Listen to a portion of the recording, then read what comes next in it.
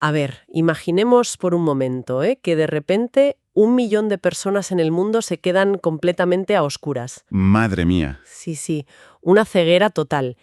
Y ahora, a esa imagen mental vamos a añadirle el detalle, no sé, más doloroso de todos. Y es que casi todos esos casos se podrían haber evitado. Claro. Es que es un dato que te deja helado. Totalmente. Porque es curioso cómo damos por sentada la forma en la que experimentamos el mundo. O sea, nos despertamos, abrimos los ojos y, bueno, simplemente la realidad está ahí. Colores, formas, las distancias. Todo funciona. Exacto. Todo funciona con una precisión que parece mágica, la verdad. Hasta que te entra una minúscula mota de polvo en el ojo. Ya. Y ahí se acaba la magia. Tal cual. Durante unos segundos, ese sistema colapsa y nos damos cuenta de lo increíblemente frágiles que somos. Es que vivimos con, digamos, la arrogancia clínica de que esa ventana al mundo siempre va a estar limpia y clara. Ya. Como si fuera indestructible, ¿sabes? Sin embargo, bueno, la realidad médica y social que documentan los datos globales nos cuenta una historia completamente distinta. Es literalmente una historia de negligencia sistemática. Vale. Pues vamos a desglosar esto. Porque precisamente esa desconexión es lo que nos reúne en nuestro análisis a fondo de hoy. Eso es. Nos vamos a centrar en un movimiento que aborda esta fragilidad de frente. Hablamos de una campaña de salud pública y, bueno, de concienciación social originaria de Brasil, que cobra un significado absolutamente vital justo en este momento del año. El llamado Abril Marrón, o Abril Marrón en portugués. Un movimiento interesantísimo, por cierto. Una pasada.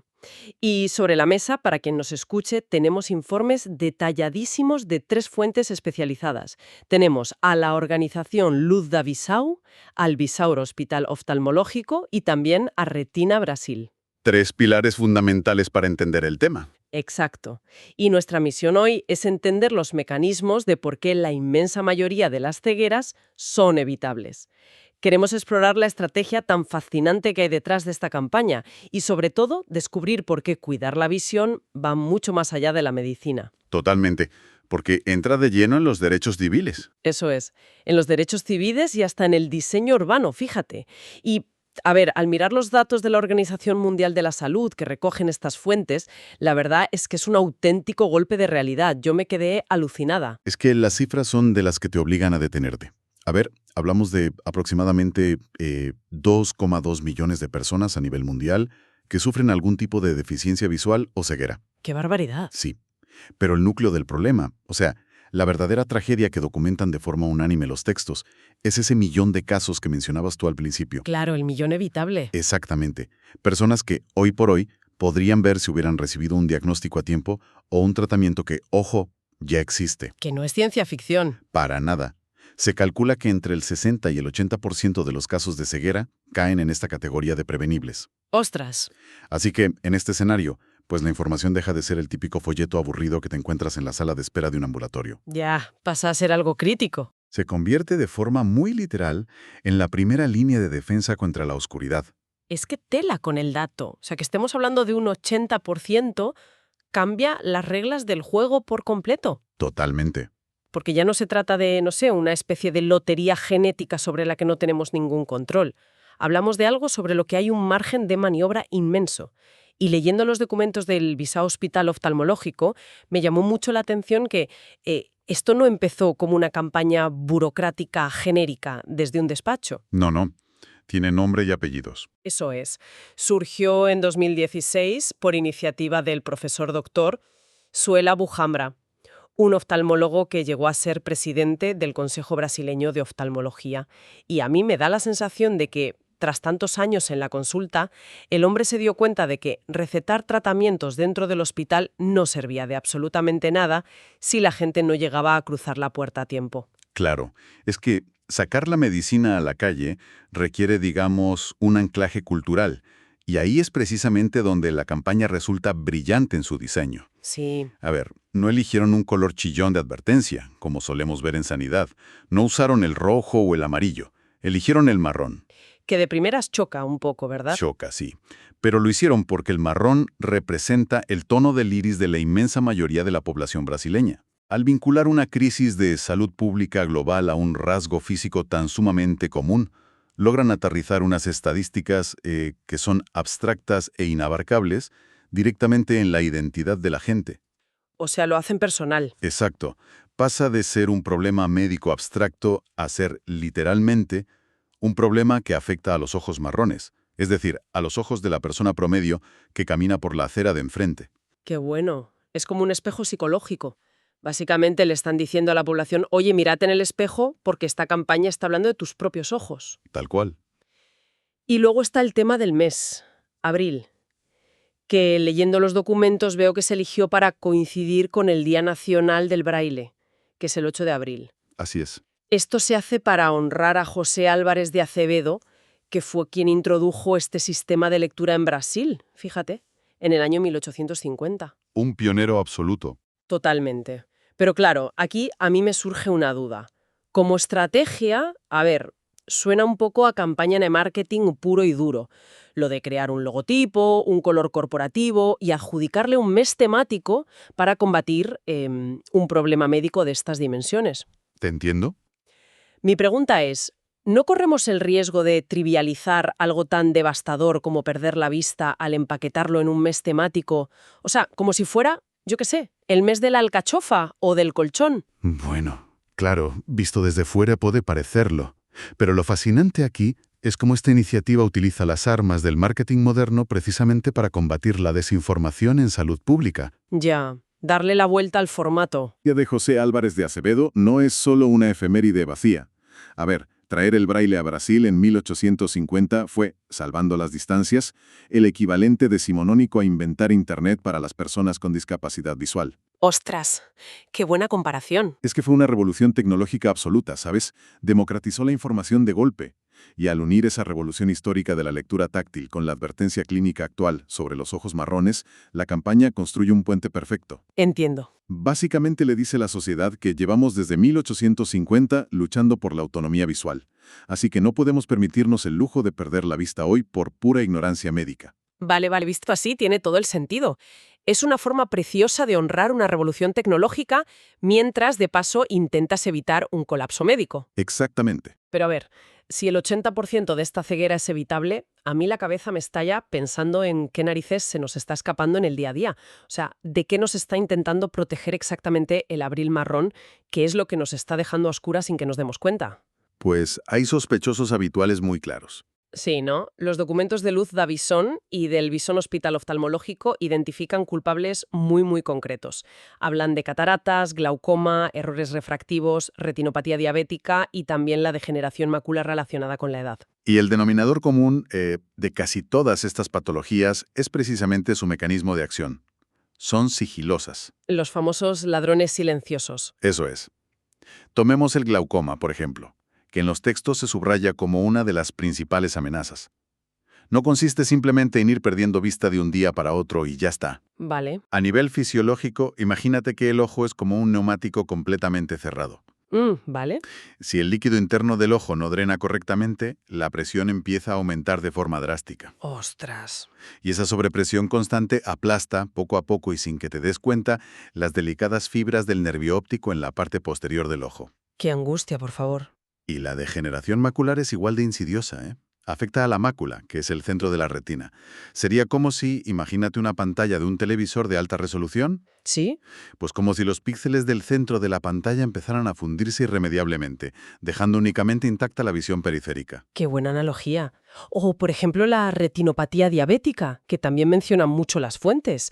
Por lo que describen ahí, los niveles altos de azúcar en sangre actúan casi como una lija a nivel microscópico. Tal cual. Van debilitando los minúsculos vasos sanguíneos de la retina hasta que literalmente se rompen y gotean fluidos.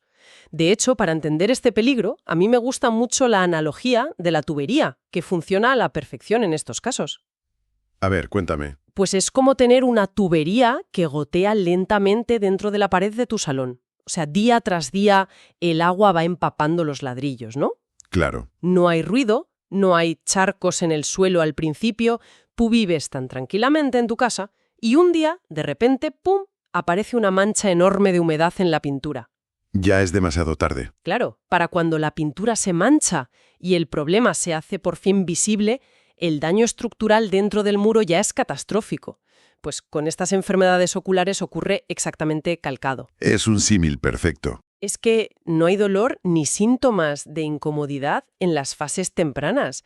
Cuando uno se da cuenta de que la visión está borrosa o de que le falta un fragmento del campo visual, ese nervio óptico del que hablabas ya está devastado. Y esa dinámica silenciosa es justamente el núcleo de todo este problema. Por eso vemos en las tres fuentes esa insistencia, casi obsesiva, te diría, en las revisiones oftalmológicas periódicas. Que a veces nos dan mucha pereza, ¿eh? Muchísima. Pero es que la única forma de detectar ese goteo en la pared antes de que colapse el muro entero es mirando dentro del ojo con el instrumental adecuado. Incluso cuando tú crees que tu visión es perfecta. Ya, porque tú por fuera te ves bien. Claro. Y si abrimos un poco más el foco y miramos los estudios de las Naciones Unidas que se citan en la documentación, vemos que la radiografía de las causas va bastante más allá de la pura biología. Ah, sí.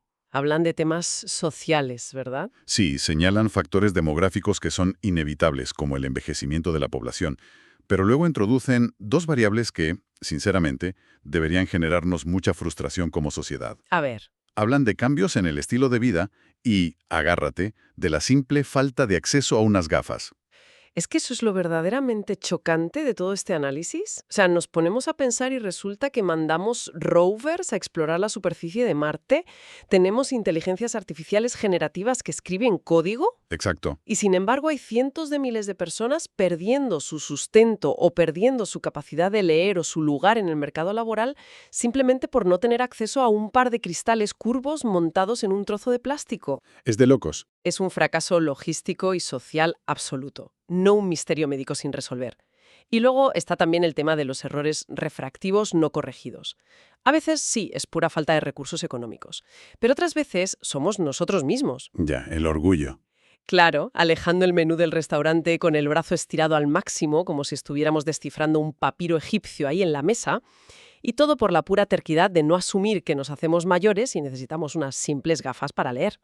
Ese ejemplo del restaurante ilustra perfectamente cómo el problema deja de estar en la anatomía del ojo y pasa a residir en el comportamiento humano y, sobre todo, en las estructuras de salud. Totalmente. Cuando un defecto refractivo superbásico se convierte en una estadística global de deficiencia visual, lo que está fallando es el entorno social.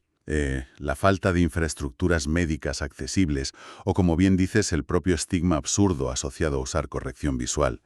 Ya. Demuestra de manera rotunda que la pérdida de visión evitable es en el fondo un problema de equidad y de distribución de información, no solo un problema oftalmológico. Totalmente de acuerdo, es un problema de diseño de sistemas.